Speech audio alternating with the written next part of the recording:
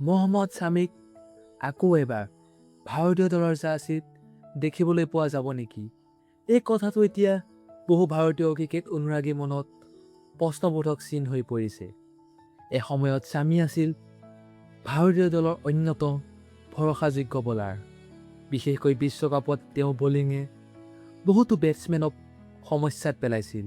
কিন্তু এতিয়া প্ৰশ্নটো হ'ল 2027 চনৰ বিশ্বকাপত মহম্মদ শামিয়ে ভাৰতৰ হৈ খেলিব পাৰিবনে?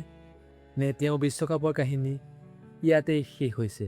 আহক আজি আমি এই ভিডিঅ'টোত এই বিষয়ে আলোচনা কৰিম।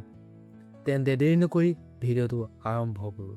মহম্মদ শামিৰ আটাইতকৈ ডাঙৰ শক্তি হ'ল তেওঁৰ তত্ত্ব বলিং আৰু বলটো সঠিক ঠাইত পেলোৱা ক্ষমতা। নতুন বল হওক বা পুৰণি বল, শামিয়ে নিজৰ বলিঙেৰে বেটছমেনক চাপত ৰাখিব পাৰে।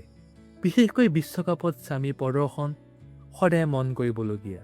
2019 চনৰ বিশ্বকাপত তেওঁ ভাৰতৰ হৈ গুৰুত্বপূৰ্ণ উইকেট লৈছিল আৰু 2023 চনৰ বিশ্বকাপতো শামিয়ে যেন একেবাৰে ধুমুহাৰ সৃষ্টি কৰিছিল। যেতিয়া তেওঁ সুযোগ পাইছিল এটাৰ পিছত এটাকৈ উইকেট লৈ ভাৰতক মেচ জিকাত সহায় কৰিছিল। সেইবাবে আজিও বহুত অনুৰাগীয়ে বিশ্বাস কৰে শামিৰ মাজত এতিয়াও ডাঙৰ খেল খেলা ক্ষমতা আছে। এতিয়া সমস্যাটো হ'ল শামিৰ ফিটনেছ আৰু বয়স। 2027 চনৰ বিশ্বকাপলৈ এতিয়াও বহু সময় আছে, কিন্তু ভাৰতীয় দলত ইতিমধ্যে নতুন বলাৰ আহিছে। সেইবাবে শামিয়ে কেৱল নিজৰ পুৰণি প্ৰদৰ্শনৰ ওপৰত নিৰ্ভৰ কৰি দলত ঠাই নাপাব। তেওঁ আকৌ এবাৰ প্ৰমাণ কৰিব লাগিব, মই এতিয়াও ভাৰতৰ বাবে গুৰুত্বপূৰ্ণ বলাৰ হ'ব পাৰোঁ।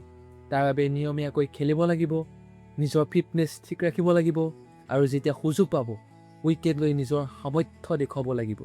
এতিয়া আটাইতকৈ গুৰুত্বপূৰ্ণ কথাটো হ'ল শামিৰ বাবে 2027 বিশ্বকাপ দুৱাৰ এতিয়াও সম্পূৰ্ণৰূপে বন্ধ হোৱা নাই। কাৰণ শামিৰ বিশ্বকাপ খেলা অভিজ্ঞতা আছে, যিটো নতুন বলাৰৰ নাই। ডাঙৰ মেচৰ চাপ কেনেকৈ চম্ভালিব লাগে, বেটছমেনৰ ওপৰত কেনেকৈ চাপ সৃষ্টি কৰিব লাগে আৰু কঠিন সময়ত উইকেট কেনেকৈ উলিয়াব লাগে, এই সকলোবোৰ শামিয়ে ইতিমধ্যে কৰি দেখুৱাইছে। সেইবাবে যদি তেওঁ আগন্তুক সময়ত ভাল বলিং কৰে তেন্তে 2027 বিশ্বকাপৰ বাবে তেওঁৰ নাম আকৌ আলোচনা হোৱাটো একেবাৰে সম্ভৱ। মহম্মদ শামি 2027 বিশ্বকাপৰ খেলা সম্ভাৱনা এতিয়াও আছে, কিন্তু সেই সম্ভাৱনাক বাস্তৱত পৰিণত কৰিবলৈ তেওঁ নিজৰ ফিটনেছ আৰু প্ৰদৰ্শনেৰে নিৰ্বাচকসকলক আকৌ এবাৰ বিশ্বাস কৰাব লাগিব। যদি শামিয়ে আকৌ নিজৰ পুৰণি ৰূপলৈ ঘূৰি আহে তেন্তে ভাৰতীয় অনুৰাগীয়ে হয়তো 2027 বিশ্বকাপত আকৌ এবাৰ শুনিব শামিৰ নামটো, আৰু সেই মুহূৰ্তটো নিশ্চয়কৈ প্ৰতিজন ভাৰতীয় ক্ৰিকেট অনুৰাগীৰ বাবে বিশেষ হ'ব। আপুনি 2027 বিশ্বকাপত মহম্মদ শামিক ভাৰতীয় দলত চাব বিচাৰেনে? কমেণ্টত নিশ্চয় জনাব।